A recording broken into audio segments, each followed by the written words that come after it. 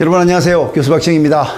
트럼프 대통령의 취임식 이후 트럼프 임기가 이렇게 시작이 되면서 엄청난 관세 전쟁이 시작이 되었죠. 그래서 지금 현재 전 세계에 어마어마한 일들이 벌어지고 있습니다. 그 이외에 기후 쪽과 관련되어 있는 부분은 바로 미국의 기후협약 탈퇴에 있습니다. 지난 1월 20일 워싱턴에서 트럼프 대통령의 취임식 프레이드 행사가 있었는데요. 바이든 행정부의 자취를 지운다는 이 명목 아래 무더기로 행정명령에 서명하고 펜을 던지는 그런 퍼포먼스를 보여준 것입니다. 그러나 시행한 조치들이 하나같이 파격적이었습니다.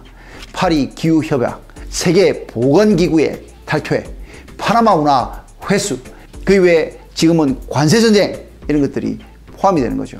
이로써 미국은 2020년에 트럼프 1기에서 파리 기후협약을 탈퇴한 이후에 이번 트럼프 2기에서 기후협약을 탈퇴하면서 에너지에 대한 비용을 줄이겠다라는 데 초점을 맞추고 있습니다.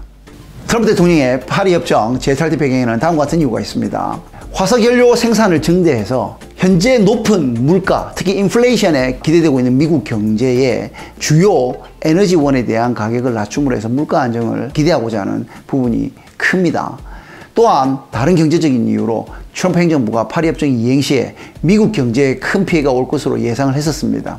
그래서 약 3조 달러 규모의 생산활동 감소와 600만 개의 일자리의 손실이 예상된다고 주장을 하면서 화석연료 증대가 필요함을 설득했었죠. 미국 에너지 해방 정책과 같이 트럼프 대통령은 저렴하고 신뢰할 수 있는 에너지와 천연 자원을 위한 행정명령에 서명을 하면서 화석연료 생산 장려, 에너지 관련 규제 철폐, 전기차 확대 정책 폐지 등을 포함하게 됩니다. 정부 효율부의 수장인 앨런 머스크가 전기차 시장 부분에 대한 보조금 폐지 등이 연계되어 있음에도 불구하고 이런 것들을 시행을 했는데요.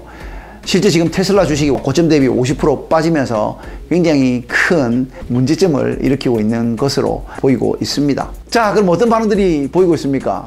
자, 미국 뉴욕의 전 시장이자 블룸버그 재단의 그 억만장자인 마크 블룸버그가 미국의 분담금을 대납하겠다고 밝히기도 하였습니다. 그 외에 유엔 같은 경우에는 안토니오 구테레스 사무총장이 트럼프 미국 대통령의 파리 기후 협약 탈퇴 예고와 관련해서 미국의 지방정부와 기업의 비전을 기대한다면서 간접적으로 유감을 표명하기도 했죠. 유럽 같은 경우에 파리 기후 협정을 고수할 것으로 이야기하고 있습니다. 지난번에 이미 트럼프 대통령 당선에 대해서 한번 다루었습니다.